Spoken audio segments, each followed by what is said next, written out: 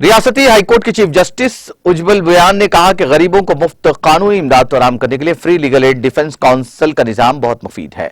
पीर के रोज हाईकोर्ट के chief justice ने हैदराबाद से रियासत तेलंगाना के 16 अजला में कायम किए गए free legal aid defence council system को वर्चुअल तरीके से इफ्तिताह किया। महबूबनगर जिला इन 16 अजला में से एक है जहां पर यह निजाम का आगाज किया गया।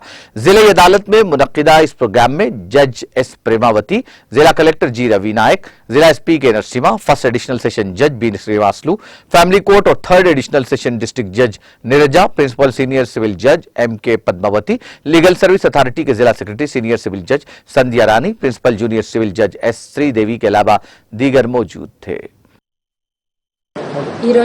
Honourable Shri garu chief justice for the state of Telangana and Patron in Chief, State Legal Services Authority, in the august presence of Honorable Sri Justice P. Naveen Rao Garu, Executive Chairman, and State Legal Services Authority varu virtual ga 16 districts lo Office of the Legal Aid Defence Council Systems ni inaugurate cheyadam jarigindi.